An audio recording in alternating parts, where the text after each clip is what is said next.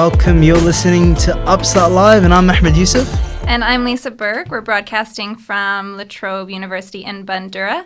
Each week we tackle current affairs, news, politics, sports, and today we have our first scoop.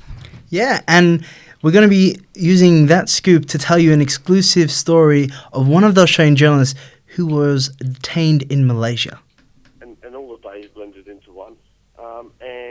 We've probably got about 2 hours sleep in that 2 days. Yeah, so stick around for that. But first, here's Tash with news headlines.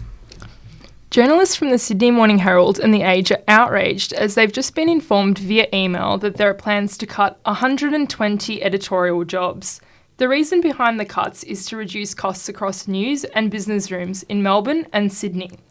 There are many supporters on Twitter via the hashtag #FairGoFairFax. Unions are standing together and protesting, and staff members from Canberra, Sydney and Melbourne refuse to work. Joseph Aquaro, 54-year-old lawyer, was murdered in Brunswick East early on Tuesday morning. He was gunned down in the street outside his gelato bar. The police are still investigating who was involved in the murder. The police are following several leads, including whether he may have been the victim of a contract put on him by a disgruntled former client. A new idea has been raised by Melbourne-based company Consolidated Land and Rail Australia.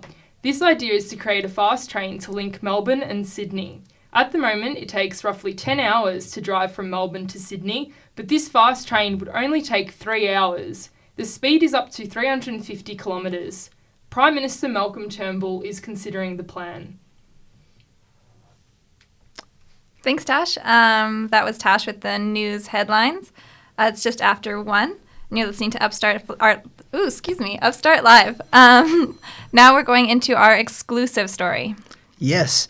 On March 13, reporters on ABC's Four Corners program, Linton Besser and cameraman Louis Edrigal, were detained in Malaysia on the island of Kuching for alleged crossing a police boundary to question Malaysia's Prime Minister Najib Razak.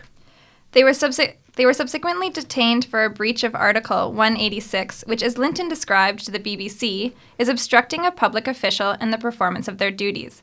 Yesterday, reporter Jacob Joyberry had an exclusive interview with one of the journalists who discussed the events that transpired in Malaysia earlier this week. Did Linton cross a security cordon to get to the Prime Minister? No.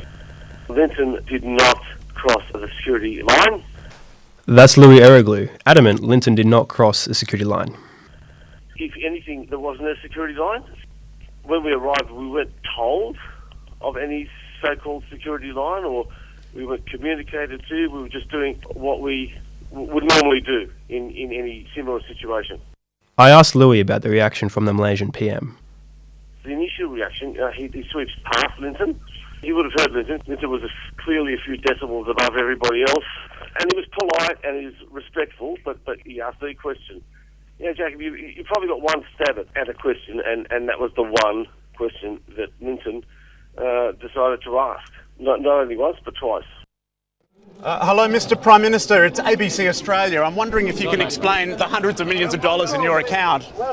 Hello, Mr. Prime Minister. Can you explain all the hundreds of millions of dollars in your account? Mr. Prime Minister. What are you trying to do? No, it's just a press conference. No. Stay in my way. What are you trying to do? Just ABC press conference. And we're just following the local media. We made no contact physically with the Prime Minister. The local police authorities did that for him. He asked Linton, "Who are you? What are you? I don't know who you are, etc., etc." And Linton said, this is a press conference. Like I said earlier, we just followed the other media. After a quick conversation with the authorities, Linton and Louis were escorted back to their van and photos were taken of their equipment and passports before being sent on their way. However, on the way back to their hotel, the police pulled them over. As we drove, we were pulled over by the police and then re-detained. That's when we were asked to go to the police station. Would you say that you ever felt like you were in any danger? Did I ever feel threatened? No, I can't say I did. By then, the fact that our executive producer knew and the fact that DFAT knew, I was comfortable with that, and I was respectful with the police, and they were respectful to us. But I knew that the pass was being held meant at minimum we probably wouldn't be able to leave the island. We were potentially going to be used as an example and to send a message to other media outlets and to local media too. International media is one thing, it's the local media too. It also sends a strong message as well. If we were sort of charged and arrested and whatnot. Their translator paid bail for the pair. 6 hours later, Linton and Louis were allowed to leave the police precinct. Prior to leaving, they had to fill out various statements detailing their account of what had happened earlier that night to satisfy the lawyers from both sides. From there, they were told to go back to the hotel and hurry up and wait for further instructions. And all the days blended into one. And, we've probably got about 2 hours sleep in that 2 days. On the Monday morning, the two were given their passports back but were asked to remain in Kuching, only to find out that night that to both of their disappointment, the charges would be placed against them. At 1 a.m. that night, Louis received a phone call from their lawyer, Mr. Tang.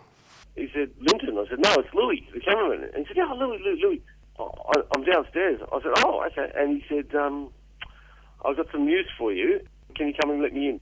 Went down and saw him, and I knew straight away from his body language that it was good news.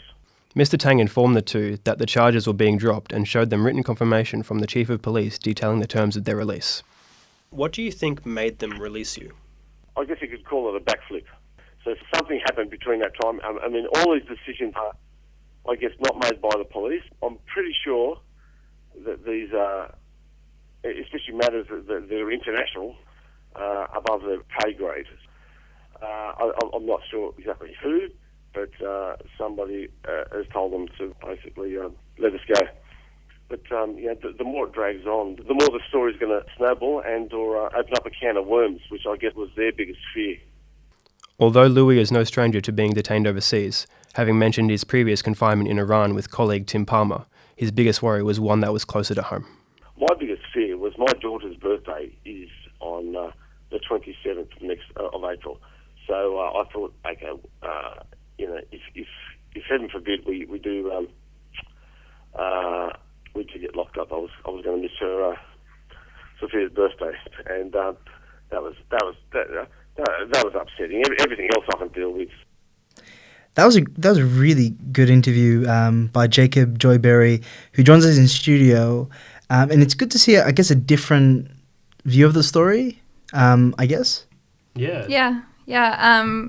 I have a question though. Do you think that Linton and Louis could have done something to avoid the whole situation? Honestly, yes. In my extended interview with Louis, he did mention that they were rushing to get to the mosque from the airport to see the Prime Minister, and got there just in time to grab a bit of B-roll and set up with the other media. While they were setting up, there was no officials though who did come up to them and ask them for passes of any sort, so they just assumed everything was fine. Everything was sweet until the Prime Minister did arrive, and then Linton went along with all of the other media and asked the question. You'll notice in the video we played during the interview that the police asked Linton, "Who are you? I don't know you," which leads me to believe that there was some other formality that was either overlooked by the team or was just not made aware to Four Corners themselves. I guess, do you think they could have done something differently? Well, yeah, obviously, like making sure you know the rules and regulations when it comes to Malaysian media. For example, the way they did it, they did as you would in Australia, just follow them around, like Mr. Prime Minister asked a question. But perhaps in Malaysia it could be different. And Louis did mention to me that he was not aware of any rules and regulations that he did have to follow when it comes to that, so they just did business as usual. Had he been reporting in Malaysia before? Was this like a new place that he was? I don't think it was, but he did not say in the interview. Okay. Do you think they were naive? To a point, yes. Not giving yourself enough time to go and get there early or to take the proper precautions is, I would say, yes, naive. I guess speaking to Louis, what kind of sense did you get about how he was feeling like post-haste after the whole situation, after being detained and reflecting on that? What do you think he was feeling? He sounded very sincere in when he was saying we did not know. Like he was entirely adamant, I do believe, that he did not know, and neither did Linton, that there was things that they weren't allowed to do. So he's very sincere, and he did seem very I don't want to say apologetic because he was just doing his job, but that's kind of the vibe I was getting off him. Just talking about that, just doing his job, do you think for him to do his job better, he should have known, or do you think that isn't something journalists should know? They just should try to find the story, whatever means necessary. I definitely think journalists should follow the right channels to get to where they want to go. But Louis, as a cameraman, he's not supposed to go and get those things. Like, that would be the reporter's issue, to go and check those channels and everything. Like, he takes the photos and he takes the video. So, like, I definitely think that Linton could have done more to avoid the situation. And he sounded pretty excited to be back in the country for his daughter's birthday. Oh, yeah, he's really excited. He definitely did not want to miss that, and I'm very happy that he could make it back in time. Yeah, that's great. Yeah, thanks for coming on the show. Really appreciate it, and really great interview. Stick around at 2 p.m. We're going to be playing the full interview of Jacob's talk with Louis Erdigal. And right now it is 11 past. And you're listening to Upstart Live. Remember, you can tune in every week from Friday, 1 p.m. at upstart.net.au. And we're going into... Yeah, we're going into sports. We have Kyle and Toby coming into the studio now with us. And we will be talking about what's been happening this week in sports.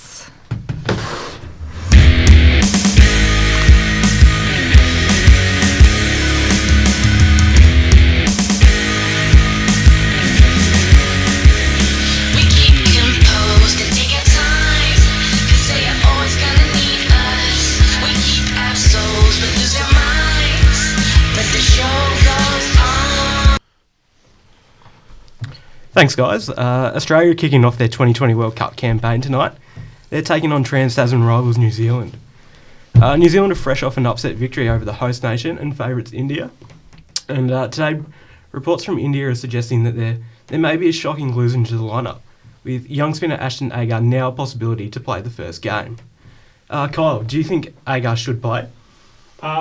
Basing on what I watched the other night, India versus New Zealand, I reckon Agar's got a case. They've played 3 spinners, New Zealand, Santner, McCullum, and who was the third one? Ish Sodhi. Ish Sodhi, that's it. And they all bowled very, very well. So I think Australia are going to play nearly every spinner they've got and just try to keep them under about 120. Well, I think Mitch Santner is an interesting one. He's a left-arm orthodox all-rounder.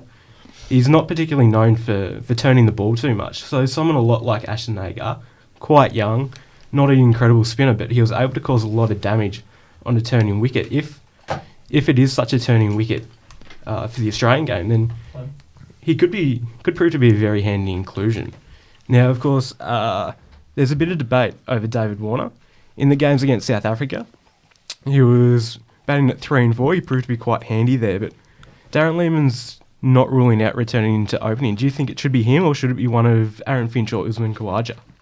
I reckon Finch should open. I reckon Warner overall is a better player than Finch, and his technique to play spinners, Warner in that middle period from 6 overs to 16 overs, will be far better off than Finch, who needs the pace coming onto the bat.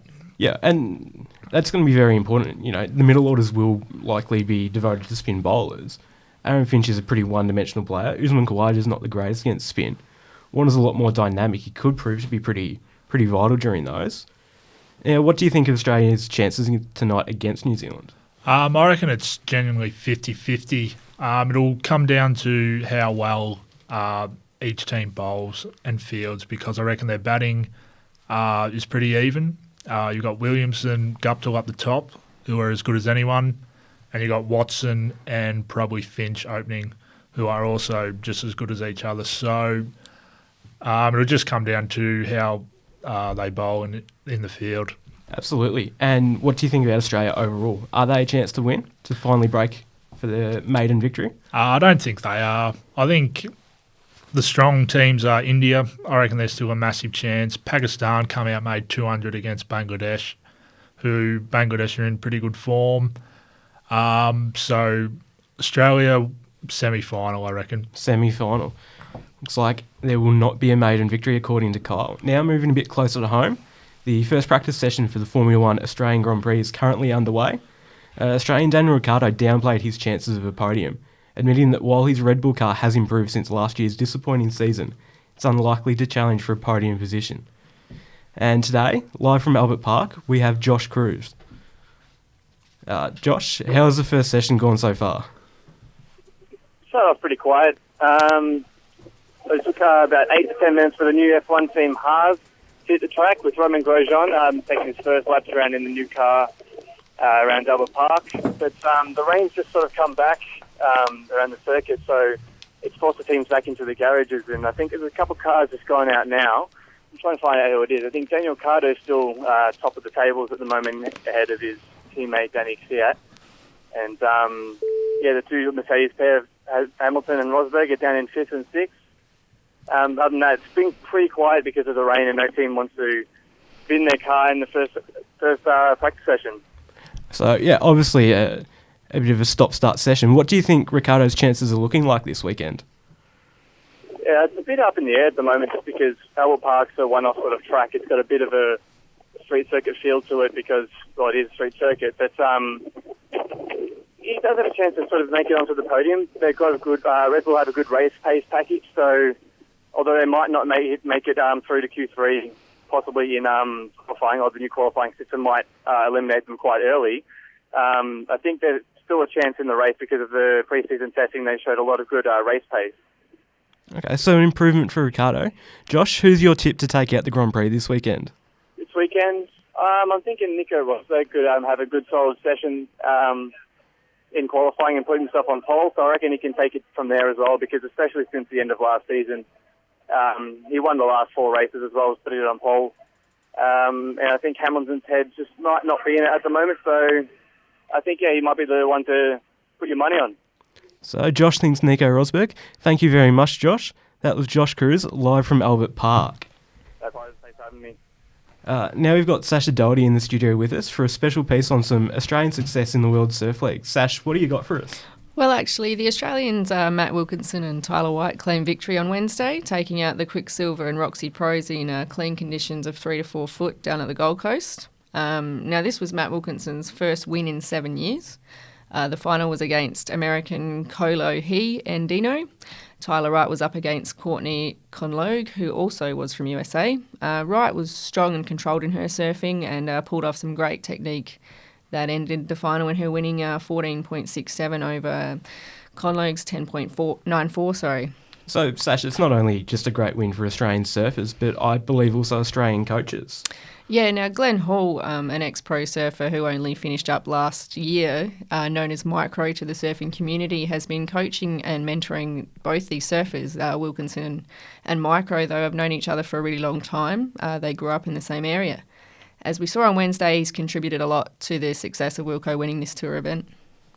Great. So, Sasha, what's up next for the WSL Championship Tour in 2016? Well, again, it is close to home. It's Rip Curl Pro at Bells Beach, Victoria, starting next week, March 24th to April 5th. And also, before I sign off, a bit of a fun fact that it is the longest running professional surfing contest in the world, and it's the 55th year, this one. So there you go, Toby. That's great. Thank you very much, Sash. I'm Toby Chapman. This has been the Friday Sports Wrap, and back to you guys. Thanks, Toby and Sasha. Really appreciate that. Great sports segment. Also, Kyle. Cannot forget Kyle. Now, we're going to our next story. It'll be all on social media. Social media, yeah, always a hot topic. So recent studies are showing young people are moving away from what we think are traditional social media platforms, like Facebook. And I guess I know that my sister is 17. She doesn't even have Facebook. She's more of an Instagram person. But why are they doing this? Ahmed Yusuf investigates. Social media.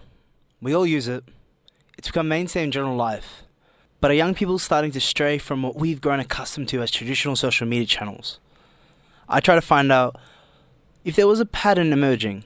My name is Tama Leavitt and I'm a senior lecturer in Internet Studies. I asked him, are young people starting to use social media differently?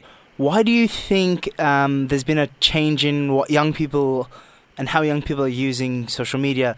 There's been a few studies talking about how young people are moving away from Facebook and Twitter and now using Snapchat and Facebook Messenger opposed to just the Facebook app.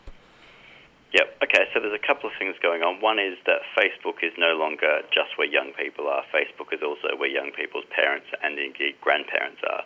So you'll find that most young people do have a Facebook account, otherwise they wouldn't be using Messenger. But at the same time, it's not their main social space because it's gone from being a space specifically for young people to becoming a space where everyone is, and you want to have spaces that are separate for young people primarily. Equally, we see that there is more of an awareness now that social media platforms like Facebook and Twitter tend to leave quite a long trail, and that trail can be problematic as people get better at finding things, as parents get better at finding things, schools get better at finding things, then you want to leave less of a trail. And that's where ephemeral media like Snapchat has become incredibly popular, where images as conversation and bits of video, all of that stuff, generally speaking, is ephemeral. It lasts either just for 10 seconds, or if you're using the stories mode on Snapchat, it lasts just for a day. But this isn't material that will leave a long trail. Equally, Messenger, while it doesn't automatically delete things, it does nevertheless only get sent to the specific groups and people that you're talking to rather than sharing publicly. So I think there is a large shift away from doing all of one's social interactions online in public spaces, moving into much more cordoned off or private spaces. I guess, what do you think this means for platforms like Twitter and Facebook going forward? Well, for Facebook, the answer is to be everywhere. So Facebook also owns Instagram. It also owns a number of other services. So it's going where it can see young people. So the Facebook empire is by no means limited to the Facebook platform. And the fact that Facebook has been pushing Messenger as one of its main offerings, I guess, means that they are quite conscious of this shift. But as long as people need to log in with Facebook, it doesn't really matter how much they're doing on one platform, as long as all of the bits and pieces are joined together, and Facebook essentially can advertise wherever people happen to be. You mentioned Snapchat as, I guess, a kind of no history data or anything kind of that. You take a Snapchat and it's gone in an instant. Do you think more platforms like Snapchat will emerge? Oh, look, there's tons of what we might call destructible media platforms where things don't last terribly long anymore. And I think that is going to be much, much, much more the case that young people will use those sort of ephemeral or destructible media platforms just because you don't need to leave that trace forever. And I think it's quite a good thing. Now, of course, there's a little bit of danger in that Snapchat quite famously doesn't delete as quickly as it claims to, and people have recovered material. But at the same time, in most cases, it works reasonably well. And I think the option of leaving no trail is often better than leaving stuff up forever. After speaking to Tama, I thought I'd go out and find some young people, see what the youths think about social media. James Blake. I'm 19. My name's Jack Misson, 21. My name is Lauren Klein. I'm 25. Jessica. I'm 22, 23 in July. I asked them what social media platforms they use. Dominantly, I use Facebook, Instagram, Twitter, Snapchat. Well, my primary social media platform that I use is Facebook. I predominantly use Facebook because that's the platform that I'm most familiar with. I use Facebook because I have to, not because I want to. I find it helps with organizational stuff and keeping in touch with people who I don't see all the time, but I really hate the grandstanding aspect of it. I asked them what were their platforms of choice and why. It's still Facebook, and that's because the way that I use social media has probably changed in the last year to being like, I'm just interested in news and what's going on. Facebook does that really well at the moment, with the way that the articles look, and then also the videos that go up on there. It's still quite interesting. Force of habit. I tried Twitter. I just find Twitter really restrictive in the characters that it allows you to use. Tried Instagram, I don't really get it, so I didn't really give that one a chance. And Snapchat, I tried using that for about 6 months, but I just don't feel the need to publicise what I'm doing all hours of the day. I just find it a bit pointless. So Facebook is the one I use most. I find that it's very cluttered. I find myself spending or procrastinating a lot of time just going through the news feed, which I know that Facebook supposedly tailors your interests and, I don't know, for friends' news that you would like, but often they get it really wrong, and just keep scrolling past it. But recently I did join Instagram, and it has just changed my life. Probably for the worse, because I'm spending more time on my phone than interacting with people. I use Snapchat a lot. I like to watch people's updates, and I feel like I get to see what people are doing with their lives without me having to like talk to them all the time. Like I get to sort of follow my friends and see what's going on and follow other people. I'm really interested in like that voyeuristic experience. And Instagram, because I like photography and I like to look at like images for inspiration and pictures and stuff. And I don't use Twitter because I hate it. I wonder if any of us hate Twitter. I use Twitter. So that was a social media story. I guess, what kind of social media does everyone use? And talking about social media, right after this, we're going to be talking about people. Imagine an app where you can rate people. It's a bit scary, isn't it? That's terrifying. But isn't that Facebook? Well, that's the thing, right? People's just making it more upfront, whereas Facebook, I mean, all social media is pretty judgmental. And also, we've drafted in our man behind the scenes. Hello. Matt Hi, Coburn. Matt. It's nice to be on this side of the camera for once. The camera? I thought it would be the mic. That is also true. So, all right. So, Mike, I should say Matt, how old are you? I'm 19 at the moment, turning 20 this year. What social media do you use? I've got a lot of accounts on different things, but the main two is Facebook and a little bit of Instagram. But Facebook, I think, is the main one that's being used. Why is that the main one you use? Yeah, well, I'm a big music nerd, so it's where everyone's got their music profiles and you can just look it up as quickly as possible and you get all the updates. I don't know how people found out about albums dropping before Facebook was ever invented, because that's the only way it seems to happen now. Was it MySpace? Yeah, MySpace was the before music that, like one. the newspaper, right? Yeah, maybe. The newspaper? Like, that arcade thing. Town Rolling Crier, Stone people throwing magazine, CDs. like. What about you, Emmett? What social media is your favorite? I love Twitter. I live for Twitter. Facebook is just like a thing that I use with friends.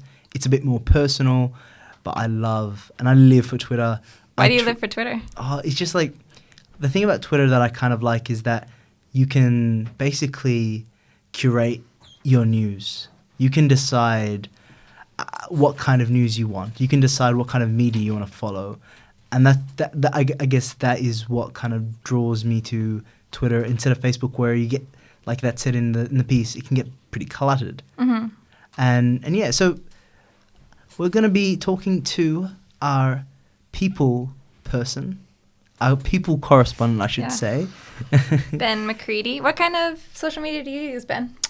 I'm not a very big social media user. I like Facebook, and that's about it. Yeah.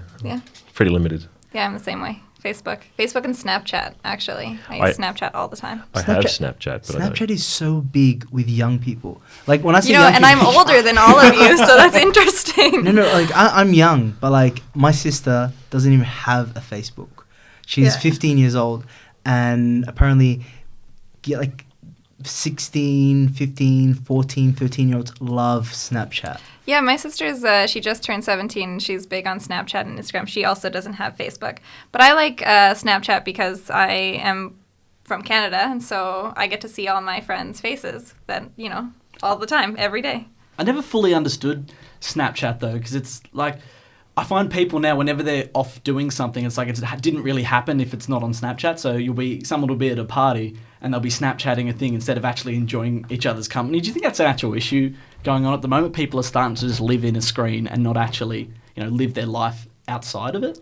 Talking about people living on a screen, there's an app called People. Oh, segue. That's segue. Well done. Hey, that's what I do. I segue. Yeah. So last week there was the release of the new social media app, and it is to review people. Like it's like Yelp, but for humans rather than restaurants and places, right? That's right. Yeah. So it was announced in October of last year, but they released it officially last week. Although, as far as I can tell, not in Australia. So we don't have it here yet. But it's a social media app designed for iOS devices, Android devices. And exactly as you said, it's designed to be the Yelp for people. That was their promotion for it when it was first announced. Like, you can go on and review an individual much like you would review a restaurant. And it was founded by Julia Cordray and Nicole McCullough. They both got together and decided, we want to have a good way to, say, find a local babysitter. And have an accurate way to know whether or not this person's good, based on reviews and stuff like that. And it was designed to be comparable to apps like LinkedIn. And of course, the moment this was announced, there was huge online backlash to this problem. Why was that backlash? So I guess it was kind of creepy because, unlike Yelp where you're reviewing a public business, you're reviewing an individual, and there's not really good ways to gauge a person through just a written review. It's very confined in that sense, and also it was completely open to anyone typing whatever they wanted. And they had a filter system which initially was kind of creepy. So the whole thing was that you could create an account for someone if they didn't already have one themselves, and leave a review for them.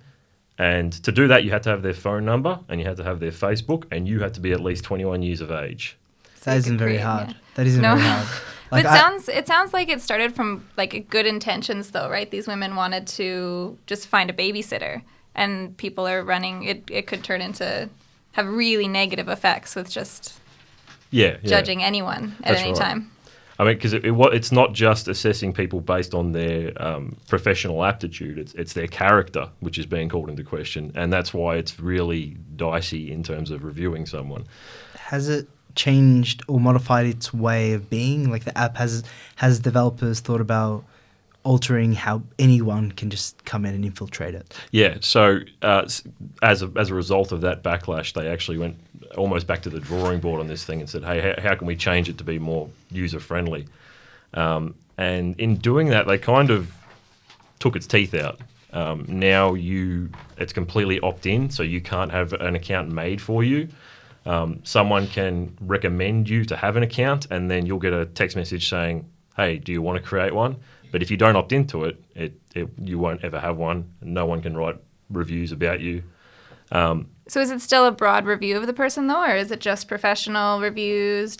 So it's one of the three. So when you review someone, you announce or you say how you know them, which is either professional, socially, or romantically, and then you give them a positive, a neutral, or a negative review once you've said. Well, so what if you had a really bad experience with someone, but that's not necessarily that's not their character. Like maybe they were out of character, or maybe it was a bad period. Yeah. It seems like this app doesn't allow for any kind of change in a person. Well, yeah, exactly. It's not nuanced enough for the people to read it. But I guess you're supposed to get an idea of them after, if there's 100 reviews on there and most of them are positive, then you have an idea of maybe what that person's like. But have there been any other issues? Yeah, there's been plenty. Well, since they changed a lot of the review system, there's been a couple of other things. So they made it so that you couldn't bring in. They made it so that you could opt out of all negative reviews. But what they've now said they're doing, which I think we have an image of, but I'm not sure if we can get it. Nope. Okay. Is it something straight out of the Ministry of Truth in 1984? It's pretty creepy. And the whole thing is that you can pay a subscription to see all reviews on people, regardless. So if you have an account, you can filter out the reviews and say, I don't want the bad ones showing, but someone can then pay to see them anyway. It's just so I feel like it eliminates any sort of human interaction too. We were talking about how people are moving more and more looking at their screens, and now this is another thing. You don't actually have to get to know a person. You can just read a review on them and decide what they're like. Exactly. Look up their people review and decide whether or not to employ them, whether or not to date them. The potential abuses here are kind of limitless, even though, like you said, it did start with good intention, which is just, I want to know who I can hire as a babysitter. Do you think that it'll grow? Like, do you think it'll be a pretty big app once it gets launched? I don't know. I hope not. It's based on their current social media presence and stuff. They do seem to just cop a lot of flack, they get a lot more negative attention than positive attention, and they're not, their Facebook page has something like 1,500 likes or something like that. So they're pretty small at the moment, and I think they had lofty goals, but I don't think they'll meet them necessarily. Yeah. What other pitfalls do you think the app has? Because just imagining, because I remember I was listening to this TED NPR podcast, and they were talking about how this new age of social sharing, basically with this trust, I guess this element of trust with using apps and social media, with things like Uber, couch surfing websites that give you reviews if you're a good person or not. And now you got this People app, and it's like that on steroids. Yeah, exactly. It definitely seems to be heading in that general direction of just everything online, nothing face-to-face. We're not going to socially interact anymore. You'll be able to pull up all the information you need on someone without even meeting them.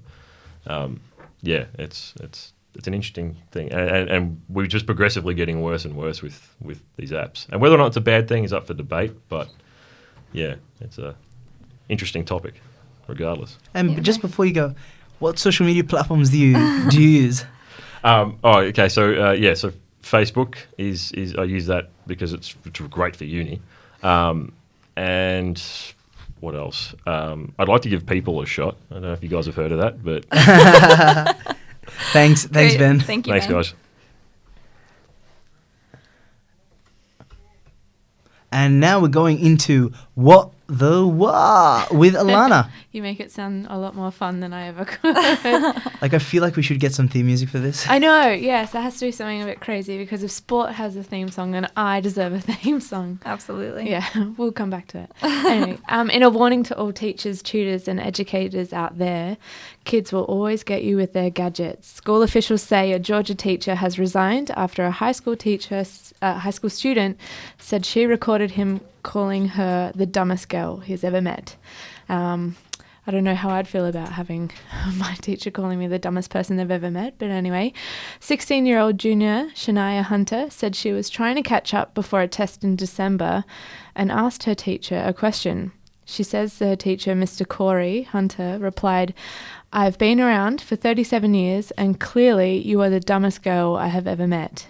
I just want to know what she asked, like, really, to make Yeah, say. no kidding. But she recorded him on her iPad that the school had issued, so she was, it was just recording, and she got him, and then he had to resign at the school board meeting, and a week later. So that is whoops, Mr. Corey Hunter.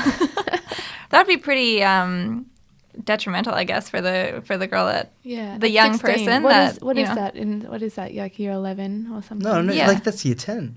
Well, like year 10, year 11, depending on when you're hormonal, your self-esteem's not great, your teacher's gotten telling this you far. you're the dumbest person. Like, you can't blame teachers, though. I mean, because you do think about it sometimes, and you're like, they go through a lot, and there are some pretty silly people out there. Yeah, maybe he just reached his breaking point.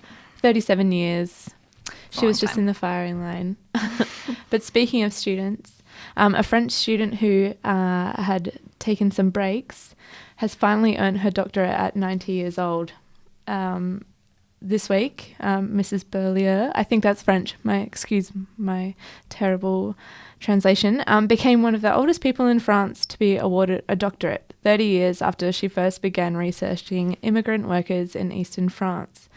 The 90-year-old wrote all 400 pages of her thesis by hand, which just shows the changes in technology these days, as in she doesn't use it. She wrote it all. But surprisingly, she's not the oldest. I did some research and I was like, 90 years old, finally getting a degree. I'm like 25 and I get my degree this year, and I think I'm old. Like, all these young people getting a degree, but the oldest is actually a 102-year-old woman. Wow. Oh, wow. Yeah. I have that same thing. I'm 24 and thinking, I'm too old to be doing this, but just hanging around uni and you see all the young kids. Yeah. Like, oh, whoops, I misspoke. But at 102 years old, she received her doctorate nearly 80 years after Hitler's anti-Semitic laws, which prevented her from completing her final oral exam. And that's how she got it. What was her doctorate in, sorry? I have no idea. Oh, well, it would have been something to do with, actually, I don't know. because she just was a Jewish woman and she wasn't allowed to do it. Anyway, and also another 93-year-old woman in Sydney graduated last year. Cool. Yeah. Very cool. Yeah, I think it's great to see older people getting degrees because, like universities for everyone, not just the stereotypical straight out of high school person, you know what I mean? Yeah, but I know a lot of people anyway that, you see them around uni and they are actually mature age students because they've been working and then they've decided to go back and get another degree or finish off a degree or get their master's. And so that's actually kind of cool. It makes me feel young. Yeah. Now, this is a hilarious story I found. It's like the definition of irony. A police officer in Norway has accidentally shot a colleague while they were literally discussing the dangers of accidental shootings. According to the report, the officers were talking when the male officer, I don't know why he did this. When I was reading this, I was like, this is a bit strange. But the male officer put his hand in his female colleague's holster. The female officer moved to pull his hand away. So I don't know if he was like trying to have a feel or what he was That doing. sounds very dubious. Which caused the pistol to discharge, and she got shot in the right knee. Oh no! Which gave her nerve damage. Oh. It's just a funny headline when I saw it. Yeah, mean. that seems I feel like if it was the other way around, it would be funny because he's the one trying to feel her up, and then he got shot, but now she got shot. yeah, assuming he's trying to feel Oh, her. yeah, It's not like- something else. Yes. Yeah, I'd hope not. Now, Lisa, would you consider yourself a redhead? Or strawberry blonde? It's right. Either or. Strawberry blonde? Either or. Really? No, I would say I'm a redhead. I have a lot of freckles. It doesn't. Well, congratulations, because Melbourne are going to be hosting their very first Ginger Pride rally, which you are able to go to. It's so apparently there's only 1% of the world's population are redheaded, and the event will be sponsored by Ranger, Redheads and Nearly Ginger Association, so perhaps you're part of that Nearly Ginger group. Yep. It is also going to be sponsored by Boderum Ginger, who will be supplying alcoholic ginger beer throughout the festivities. But it's not just for the fact of the 1%ers out there, it's actually because there's an unhealthy amount of redheads who have experienced bullying in the past, and so the event will be raising money for the Bully Zero charity. There's a gold donation. Cool. So it's in April 16th at the Richmond Boat Shed, so keep an eye out for that. Yeah, that's neat. In Canada, we have, and I think in the UK they have Kick a Ginger Day is the thing that's What? Yeah, it's a real thing. It started in the UK because the bullying of gingers is really bad in the UK. Does that have anything to do with Irish people usually having red I hair? have no idea. Okay. I don't know what the origins are. But yeah, so there's a worldwide Kick a Ginger Day. But then because people, not for me, but I know it, and people took it too seriously, so they had to stop doing it. Change the name. Yeah. When I first read it, I'm not sure if you've seen it, but I thought of straight away that South Park episode about gingivitis. Yes, yeah. And how they made, and you felt really sorry for all the gingers that watched that episode. As for this weekend, guys, if you're looking for something to do, the Brunswick Music Festival is on. It's located in a range of venues throughout Brunswick, including the Brunswick Town Hall. It just showcases a bunch of local artists, community stalls, food stalls, entertainment, everything else, and all the ticketing details and information can be found at brunswickmusicfestival.com.au. So that's all for me and my stupid stories again for this week. And next fortnight, I'll have music, I promise. But just before you go, so we've been asking everyone who's come on so far what kind of social media they here we use. go. And Alana's an interesting case. Alana doesn't even have a Facebook. No. And you've only ever had Facebook for 6 months in your life? when I was overseas, So what do you use? Nothing. No social media? I have Instagram, I guess. So then that's yeah, Hey. it's social media, but is this in the same thing? It's just I guess I ask that question a lot. It's like shocking that I don't have Facebook. And do you know what's more shocking is that a lot of uni is involved, all based around having Facebook. Like 3 of my subjects, I'm so out of the loop because everybody talks to each other on Facebook with the groups. So that's really quite Why don't you have a saddening. Facebook? Because I don't want one. And But there's got to be a reason. Yes, okay, there's a reason. It's privacy. It's also the idea that everybody that does have Facebook seems to complain about it a lot. And That's when I true. did have it for the 6 months, I was still emailing. There's just absolutely no need for it, so I don't want it. And it is also based on privacy issues as well. Yeah, Mark You might Zuckerberg. be. We don't need your Facebook. Yeah, no, you might be ahead of the game with that though, because Yeah. like we were saying, young people don't have Facebook anymore. So Yeah. maybe you're more advanced than all of us. Yeah, I'm better than everyone. Yeah. Thanks, Alana. No All right, worries, that's see you Lana. guys. That It was is What the What. What the What. It is 1:45. You're listening to Upstart Live with Lisa Berg and Ahmed Yusuf. And now we are going to, we're drafting a story. Next up, we have Kurt coming to speak about the Marathon Senate session, which has been occurring at Parliament House in Canberra overnight. Kurt will speak to us about, what were they debating and why is it so opportune? important. Yes. So breaking news, but the Senate reforms have just been passed. So this has been occurring overnight. It's the bill known as the 2016 Commonwealth Electoral Amendment Bill, and the Senate's been going for about 40 hours now overnight, and it's been a marathon session, one of the longest sessions in parliamentary history over the past 20 years. They've been debating the issue of reforms to the Senate. So, as we all know, if you've voted in elections before, we do have a very long and complex electoral ballot form for the Senate with you can either number above the line or below the line. So when we number above the line, we just tick one for a party. And if we number below the line, we have to number over 150 candidates. And that's often resulted in some unusual people getting into the Senate on very low first preference counts. I think the famous example was Ricky Muir last year, who got on just 0.5% of a first preference vote.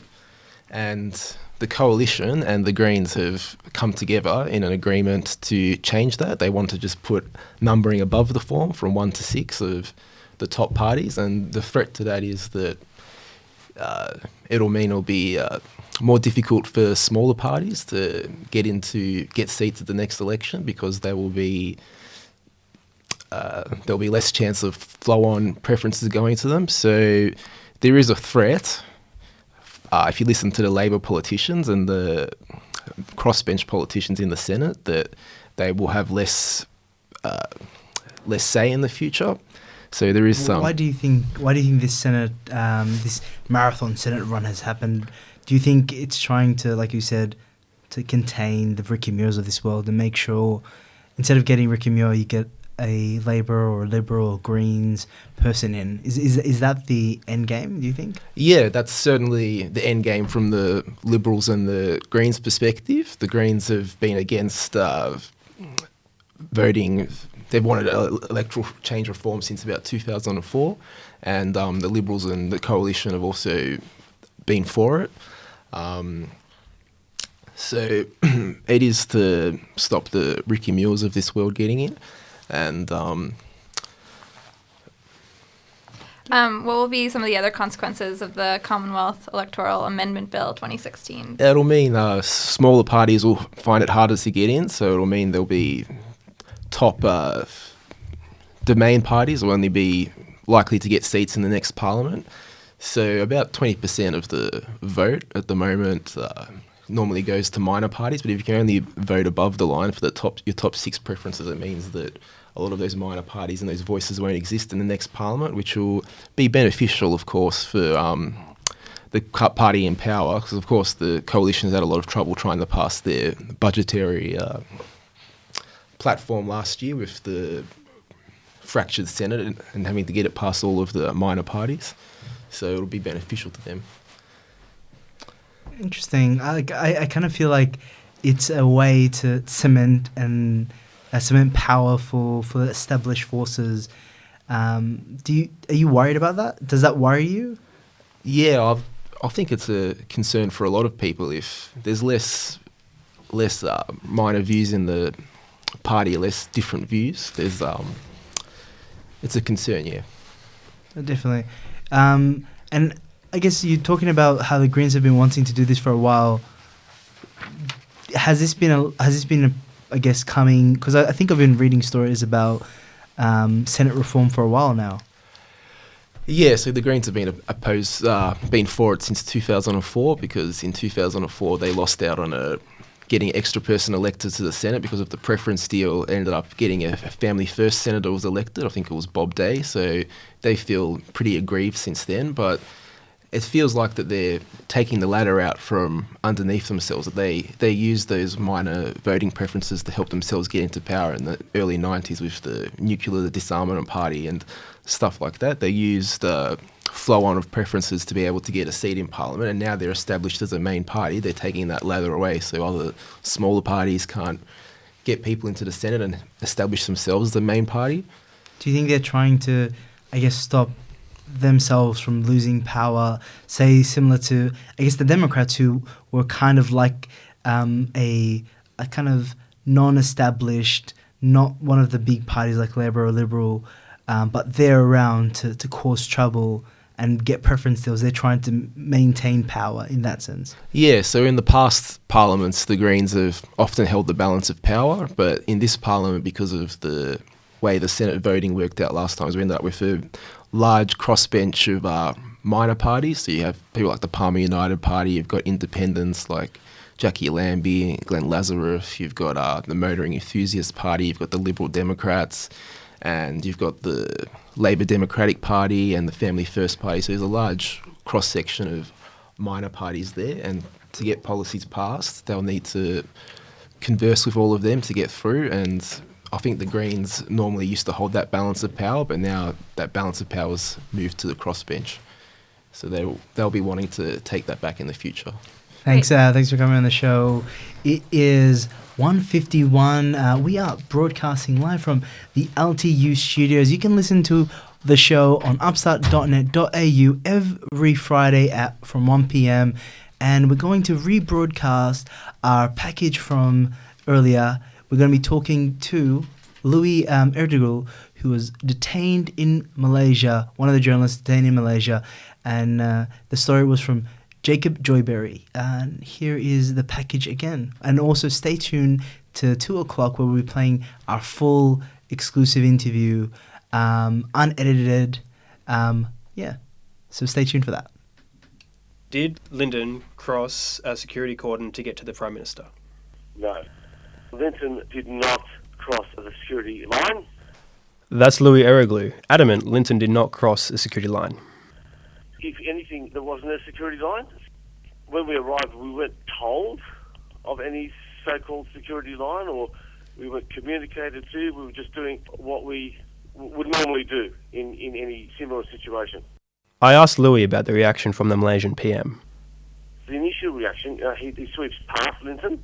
He would have heard Linton. Linton was clearly a few decibels above everybody else, and he was polite and he was respectful, but he asked the question.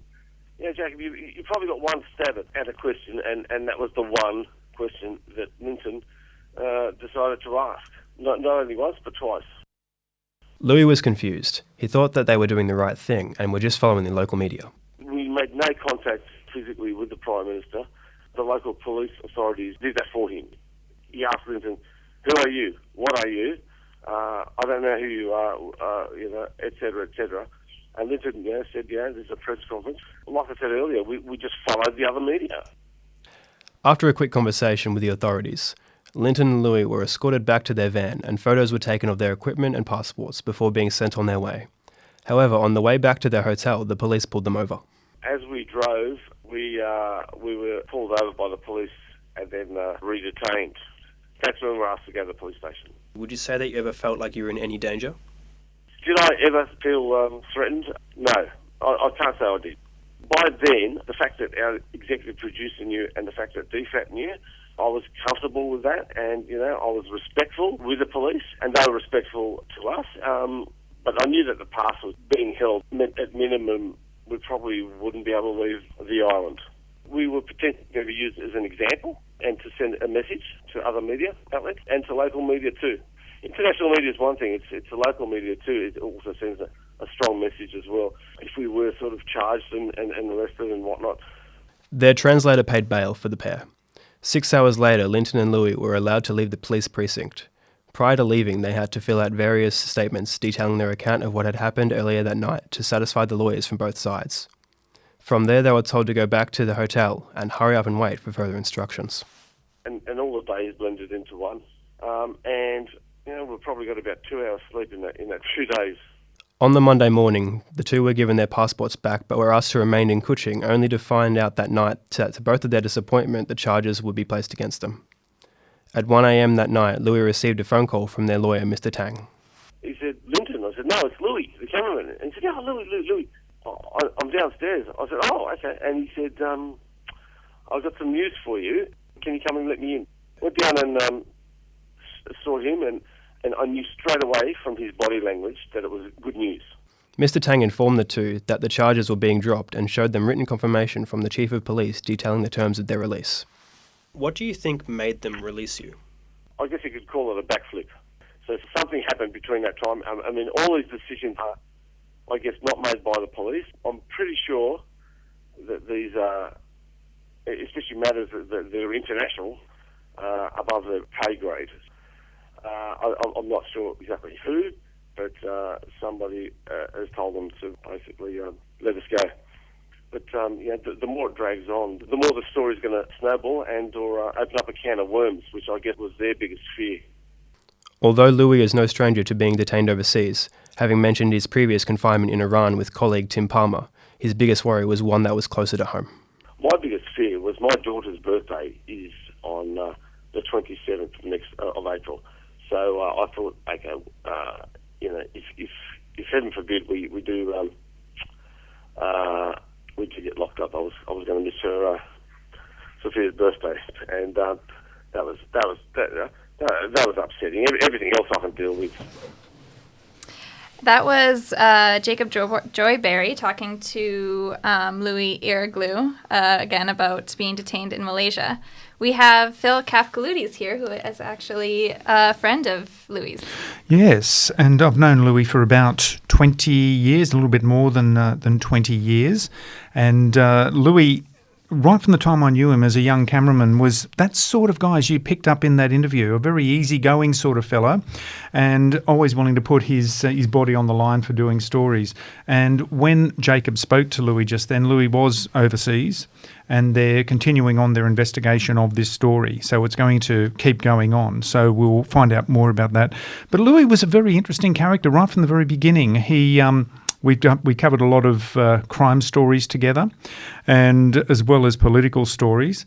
And I'm amazed as I listen to this that Louis just in no way has changed. All the stories he did, because his history is, and I don't know if you guys talked about this, he won the Washington Press Gallery Photographer of the Year twice, given to him by Barack Obama, the award.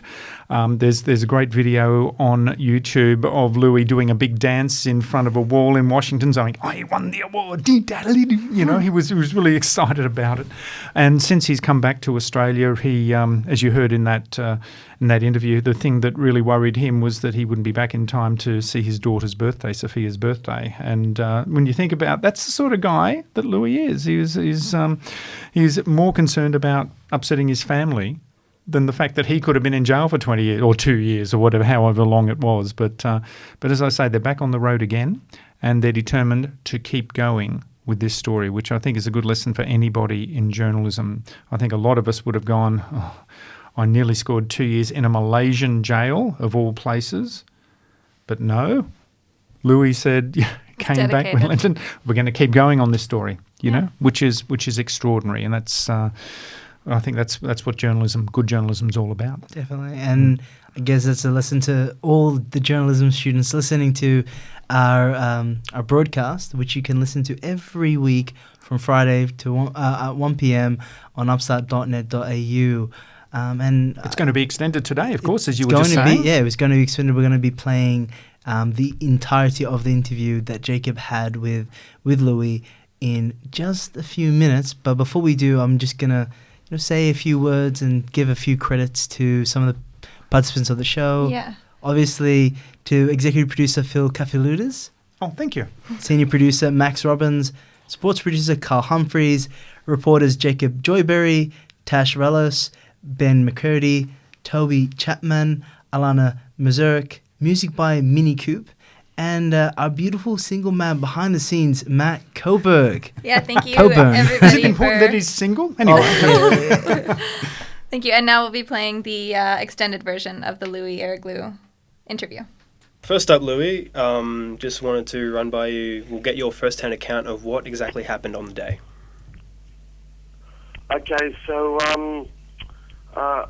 my reporter Linton Besser and I were sent to Malaysia to cover a story on an investigative story on what's happening over there, and try and get some answers. But mainly we were filming in KL for the majority of our assignment, and Linton had basically asked for an interview with the Prime Minister, and we didn't get any. We didn't get a single reply, and so he decided to find out the Prime Minister's movements and see if we can attend any sort of any functions or gatherings or press meetings. So Linton and I hopped on a plane from KL to Kuching and landed at about 8 p.m. And Prime Minister was to appear at a mosque for a gathering at about 8:30. So we literally drove straight from the airport at Kuching to the mosque and pulled the camera out. The driver dropped us off, pulled the camera out. I set up a tripod ready for any speeches in the mosque, and then quickly, literally turned the camera on, said, Linton, can you test the camera? Can you test the microphone? And he said, test. I could hear him. And we went to the entrance to the mosque where 2 or 3 other camera operators and still photographers were standing by as well, waiting for the Prime Minister. So we just decided to go next to them, and I literally just turned the button on, and getting some extra cutaway shots, i.e., some police or other photographers, some scene setting shots, and then the entourage, the whole sort of convoy drove up, and police, lights, etc., and then the Mercedes stops. I think it was a Mercedes, and out comes the Prime Minister, and we just followed the other media and followed him back. And so during the walk back with the Prime Minister, Linton decided to throw in a question. And that question was the Mr. Prime Minister, what do you have to say about the hundreds of millions of dollars in your account, yeah? Yeah, that's correct. And what I did notice was that the Prime Minister, when Linton identified himself, he said, "Hello, Mr. Prime Minister, it's ABC here," and then he acknowledged Linton, and then when Linton started his question, he turned away from him and acknowledged, meaning he looked at him. He kept walking, and no response. And Linton decided to ask it again, and that's when he was pulled away. Now Linton, and I'm not sure I'm pretty sure this was by accident. Usually I'd be next to him, and if I was right next to him, things would have been different. But because Linton and I got separated, just by the sea of people, and we observed all the rules, the usual rules, i.e., don't get too close, or just follow with the security as they were walking down. We sort of got separated. He was on the other side of the security line. He was behind the police, but I was on a complete opposite side. And because of that, as the Prime Minister walked past, Linton was in the background. Normally he'd be next to me, which means I wouldn't probably be able to see him. And the other thing is, because we were separated, he was whisked away first. And so I basically was there for another 10 seconds, getting other shots. I could hear everything, and I lost Linton in the sea, and thought, right, okay, so he's getting pulled away. I've got to get ready. And then they turned around, looked at me, and they said, hello? I said, yes. Are you with that guy? I thought about it for a second. I said, with that guy, and I was asked to go with them as well. Do you know how you and Linton managed to get separated? Because you said that he managed on the opposite side of you to the police. Yeah, well we started together, and we walked back, and we were sort of walking back with the security, with the police and the security in front of me, and then behind that was the Prime Minister. So it's just one of those things. We weren't cabled up. It was on a radio mic. I knew that a cable would be problematic, and Linton hasn't really, he hasn't done much television in that sort of television anyway. So I thought it'd be better if we weren't cabled up, because it's just going to be a mess. And so he had a radio mic with him, and I don't exactly know why. I mean, these things happen anyway, whether you're filming Malcolm Turnbull in Sydney, or the president or the Republican race, or Republican Democratic races in America. These things happen just as part of the nature of our job, that you end up in one place or another. But you pretty much can eyeball each other anyway. But I think it was just part of it. It was just the way it happened. Basically, it was just walking back. He was probably to the left of me, and I just kept going back. Okay. Can you answer this one in a full sentence for me? Did Lyndon cross a security cordon to get to the Prime Minister? No. Linton did not cross the security line. If anything, there wasn't a security line that I could see. It was we went where it was, and when we arrived, we weren't told of any so-called security line, or we weren't communicated to. We were just doing what we would normally do in any similar situation. Does that make sense, mate? Yes, it does make perfect sense. Thank you. All right, mate. Okay. So you said that the Prime Minister just flat out ignored Linton. Was there any other reaction on his behalf? No, because by the initial reaction, he if you look at the vision, he sweeps past Linton. I'm pretty sure Linton, he would have heard Linton, because quite clear. Linton was clearly a few decibels above everybody else, and and he was polite and he was respectful, but he asked the question, and Jacob, you probably got one stab at that, at a question, and that was the one question that Linton decided to ask, and not only once but twice. Yeah.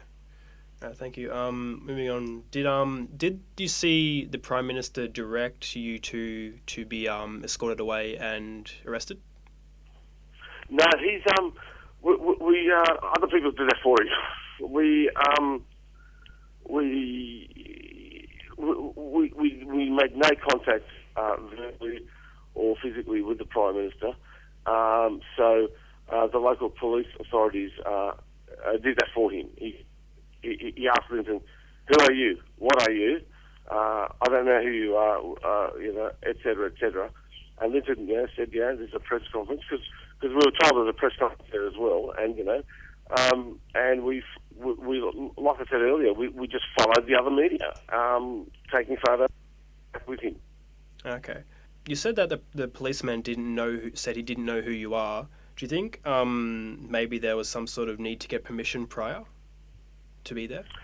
Well, that's a bit difficult when you just get off a plane. Yeah. So, and do you know what? I don't know the answer to that one. I'm not privy to Malaysian media cultural or rules or regulations to, especially Sarawak-specific media laws. But like I said, we did exactly what other media were doing there at the time.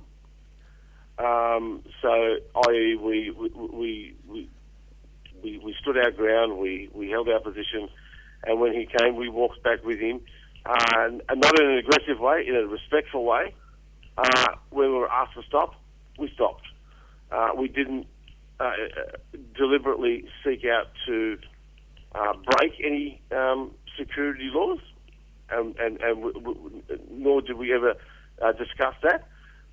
We didn't decide to go across any lines. Definitely not. And once we were asked to stop, we stopped. As you can see, we didn't follow him. We cooperated 100%, 150%, and then we were asked to go back to the van. They looked at our details. They took photos of our passports, etc. Then we were asked to leave there, and as we drove, we tried to get the next flight anyway, but they were all full. So we went to the hotel, and we were pulled over by the police, and then I guess re-detained a second time. I see. And that's when we were asked to go to the police station. Okay. From there, how did the police treat you? Oh, they're very respectful. It was nothing angry. They were not angry. There was no anger. Etc. It was by then. It was clear that that there was things had changed, and they decided to let us know that we were going to be we were arrested under Section 186. Okay, could you please describe what Section 186 is? Well, no one at the police station seemed to know clearly either. So it was obstructing a public servant during the course of their duty, I think, or something like that. So they were looking it up in their books there as well. So, but it was there was not any stage where we how do I say this did get aggressive inside the police station at all. We were asked to hand over our passports, and I asked, will we get them back? And the gentleman said yes, but we never did get them back. And also our equipment was looked at. All the cases that I had to be opened up, and they went through everything. Like I said, we cooperated 150%.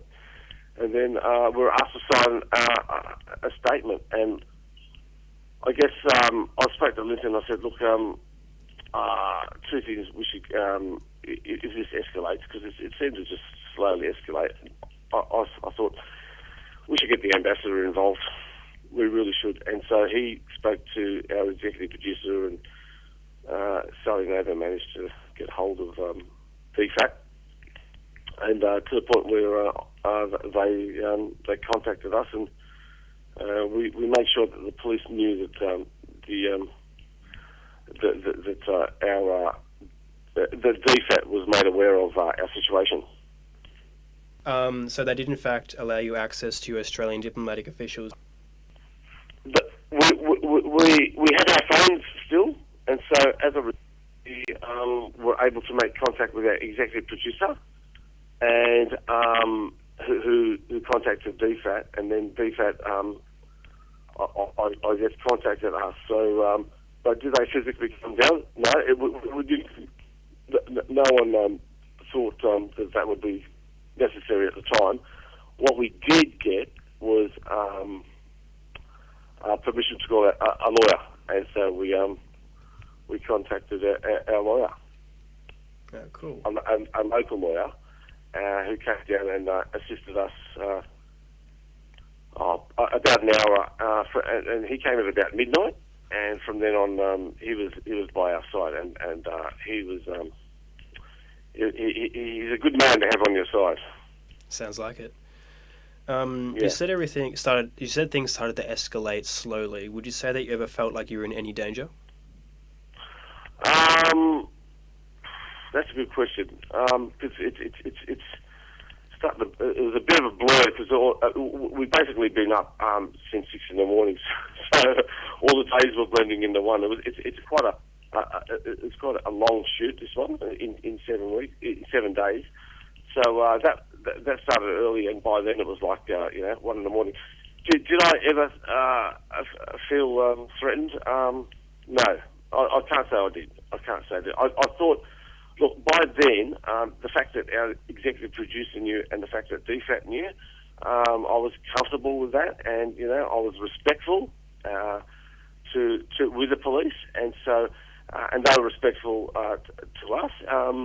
They were just doing their admin stuff at the time. So at the time, no, I didn't, but I knew that in terms of escalating, I thought, look, this could go either way. This could either be we could let go, we could be held there until other assistance comes, or we could be under house arrest. Or but I knew that the passwords being held was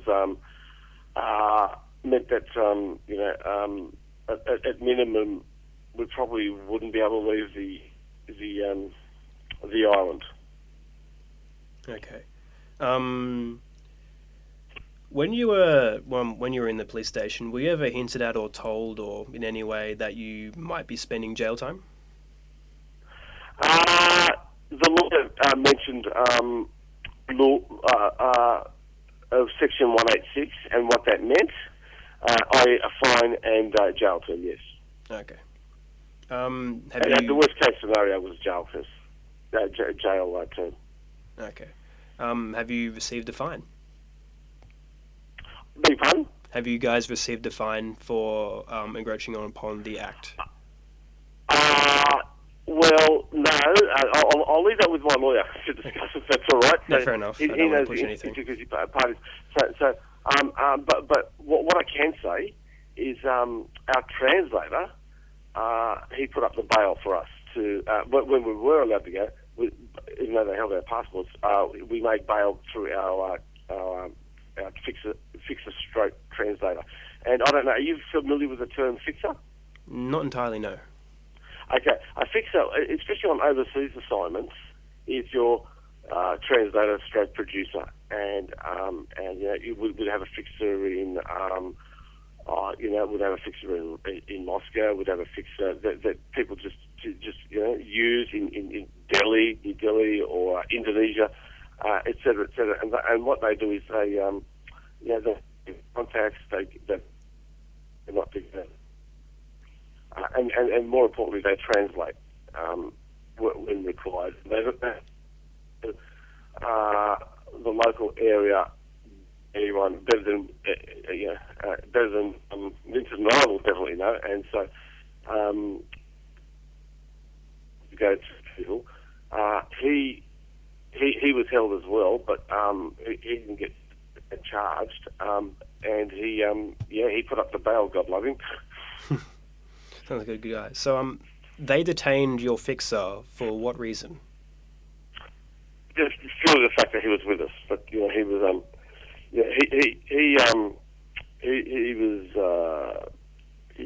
was it's purely the fact that he was with us. But he didn't get. I'm pretty sure he didn't get to have to sign any statements or anything. He was just it was just a function that we needed. And I guess until the lawyer was there, he was there with us too. Okay, cool. How come you were released in the end? You mean 2 days later, 2-3 days later, or released from the police station? Both. We'll go over how you were first released from the police station. You said you were okay. Let's go to the first one then. Yep. 6 hours later, after we made bail, you and Linton can go, but you cannot leave pitching. That's fine. So we signed our statement with the lawyers next to us, and we gave our statement of what we thought happened, i.e., at no intention did we go to break a police line. We cooperated, and when we were asked to leave, we left. The three main points, and so pure and simple. Once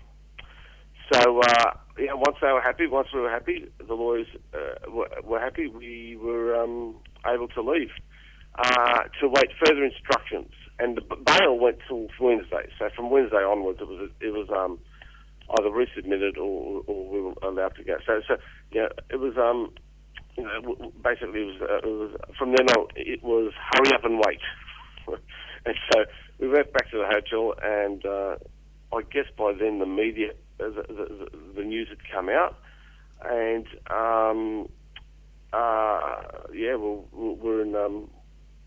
we were in the hotel awaiting further instructions or any further news. And I guess, and all the days blended into one. And, we've probably got about 2 hours sleep in that 2 days. Does not sound fun at all. Does not sound fun. So you eventually did get your passports back. I have seen photos of that. How did that go down? Did they just hand them over? Our lawyer said I think it was the next morning. I've written this down somewhere. So my apologies. That's okay. Take your time. Actually, no. The fixer, the lawyer spoke to the fixer, and said, we should meet at the hotel. The police we're going to meet us there and return both our passports, and that happened poolside at the hotel because the reason the PM was there was a big sort of government function there, and various other high-profile ministers were at the hotel in the foyer at the time when we were getting our passports back. So the police decided not to,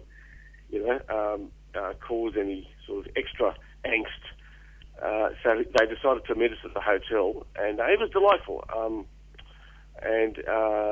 the police in return, and he said, "Okay, here's your 2 passports. Sign this. You still can't go, but you can have your passports back." And then that was the next step in the ever-changing saga. So we had to wait till Monday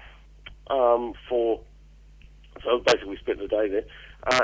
Monday for any further results. Monday midday. Our lawyer was in contact throughout the day. No news by Monday midday. No news at all Monday afternoon, and it wasn't until Monday night that our lawyer said we should have a meeting. Mr. Tang said we should have a meeting. So we had a meeting, myself, Mr. Tang, Linton, Adam Harvey was there at the time with his cameraman, and he's based in our Jakarta bureau, and he came over to basically cover the story for us in news. And so we're all in the room, and also Victor was there, and the lawyer's son, Gordon, was there as well.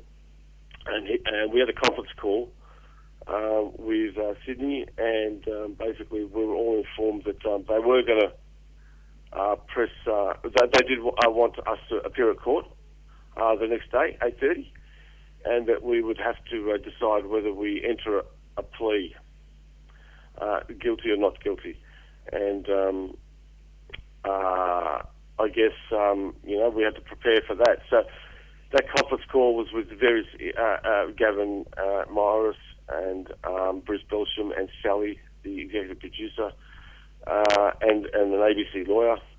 And so we decided to reserve our judgment to see what the charges were exactly the next day, and see what. And once that happened, then we'd decide the next strategy. And this all goes with me telling you earlier about the so-called escalation. One thing would happen, and then it'd go to another level, and then et cetera, and just in steps. It would back down a little bit, and then get with the passport return, and then back up again. So, there was breaking news literally twice the hour. So we left it at that. That was a long day too, but I'm used to that. And at 1, I was still sort of managing metadata and copying cards, and that's what I do. I just use a laptop and I just back things up and double back things up and organise gear. So I'm always busy anyway. And at 1 in the morning, the lawyer, Mr. Tang, rang. I thought, well, who's this? At 1 in the morning. And he said, Linton. I said, no, it's Louis, the cameraman. And he said, Louis. I'm downstairs. I said, oh, okay. And he said, I've got some news for you. Can you come and let me in, please? Because it's one of those hotels where you need the card. Yeah. Went down and saw him and Gordon, and I knew straight away from his body language that it was good news. And we got in the elevator, and I said, wow, it's good, isn't it? And he said, yes. And he started to tell me, and I said, let's wait for Linton, and et cetera. So I took him up into my room. I said, can you wait here? I'll go get Linton. So Linton, by then, he had a long day, and he'd basically shut up shop. So I banged on his door and I said, Linton, you need to get up. He said, who is it? I said, it's Louis. You need to get up, mate. You need to get up and come to my room now. He got up and he said, what is it? I said, Mr. Tang's here and he wants to speak to us. And I said, I think it's going to be good. And so he got dressed. He went to the room. And I said, wait here. I've got to go get Adam, who's going to be filing on his story. So I banged on Adam's door too. I said, Adam, and he took a few goes of knocking, and he eventually came out. And I said, Adam, mate, you need to come to the room. Mr. Tang's here, and he's going to let us know. Because not only was Adam there to cover the story, he was there as support as well, as a colleague. And in situations like that, it's important, especially for as things change by the hour. So he came in and we were told the news then. Awesome. So pretty much you bailed straight after, just got out as fast as you could? What was that again? So when you received news that you could officially leave Malaysia, did you leave as fast as you could, or did you hang around to tie up loose ends, or?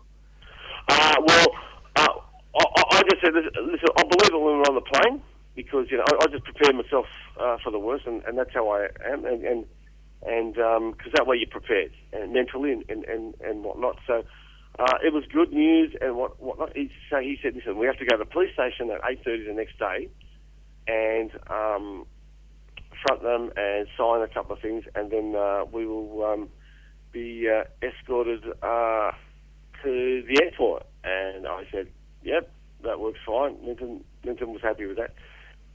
We talked and we let Sydney know, and then it was a complete. I guess you could call it a backflip. Yeah. So something happened between that time. I mean, all these decisions are, I guess, not made by the police. I'm pretty sure that these are, especially matters that are international, above the pay grade. So they, I'm not sure exactly who, but somebody has told them to basically let us go. Well, that's very good for you. Probably one last question before I hand it to Max. What do you think made them release you? Without charges, a number of reasons, and I guess, and we spoke about this at the police station, and I said, look, they should really, perhaps they should, this could go two ways. They could set us an example, right, and that's what I was prepared for, i.e., do not enter Malaysia thinking that you can, just throw questions, i.e., et cetera, or actually, more importantly, don't enter Malaysia without, how do I say this? Be prepared for the possibility of either detention or being detained or being charged or any other more dire consequences. So I guess we were potentially going to be used as an example about and to send a message to other media outlets and to local media too. International media is one thing; it's the local media too. It also sends a strong message as well. If we were sort of charged and arrested and whatnot, but so that's one thing. And the other thing is that let's now that it's escalated, and let's let them go before it turns into an even bigger, a more major international incident. So Linton and I were talking about this actually at the police station. I said, look, perhaps they might let us go earlier, and hose it, and it won't be as big. But the more it drags on, the bigger, the more the story's going to snowball and or open up a can of worms, which I guess was their biggest fear. So do you think they were scared of other stories like this getting out, if they were to make an example? So you said you said that you thought they were scared of opening up a can of worms on the issue. Yeah. Do you think that maybe they thought that this would spark an investigation into other times where this has happened with local media, perhaps, where local media has been suppressed? Yeah, I guess they thought that it could open up a can of worms and or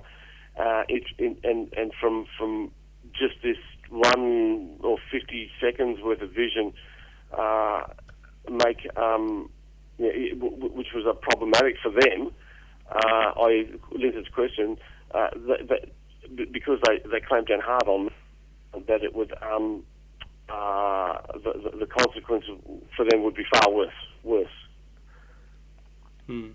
Now I'll tell you one thing, Josh. I've been detained before in Iran, of all places, and with another colleague, Tim Palmer, for filming an anti-government demonstration, and various other various other police stations. I've been held in the Middle East, detained there and questioned, and so I was sort of used to it. Look, I could have done without it actually, but I'm sort of used to it, so I was quite calm about it all. I was just going through my head the motions and whatnot. But it was Linton's first time, and so he, we talked to each other a fair bit, and I'd try and let him know about my experiences. And I said, and so we're able to support each other, and the fact that the lawyer was there too, and the other colleague from Jakarta, Adam Harvey, who was just brilliant. Having support is in a situation like that is really, really important. In Iran, when we got arrested, the ambassador came down and he pulled us out before it literally got to a major international incident. But Iran is a different case altogether. I can imagine. How do you think Linton went with the whole thing? Like, is he holding up okay? Yeah, that's a good question. But both of us, the media thing comes to mind is, okay, what are our family and friends going to say and whatnot. So Linton, because it's just, my wife was used to it actually. And she just wrote back and said, look, just hold your ground and just seek help and just seek legal help, and I did, and Linton spoke to his wife and spoke to his dad, and he dealt it with that way, and so it was good to have the phones with us to have that support. Look, I'll tell you one thing. My biggest fear was my daughter's birthday is on the 27th of April, so I thought, okay, if heaven forbid we do we do get locked up, I was going to miss her Sophia's birthday, and that was upsetting. Everything else I can deal with, but yeah. Well, I'm very glad you got out in time. With plenty of time. Thank you. Yeah. No, and thank you. All right, that was Louis Eriglu from Four Corners, who was recently detained but fortunately released from Malaysia. I'm Jacob Joyberry, who was lucky enough to have the interview with him last night. Great experience, great guy to talk to, and I'm really hoping everything goes well in their further investigation. This is Upstart Live. We are broadcasting live from the LTU studios. It is 2:34 p.m. and you can view us on the Upstart website. We stream every Friday, except for the next 3 weeks when we are having a break. I hope you guys have an excellent Easter, and we'll see you then.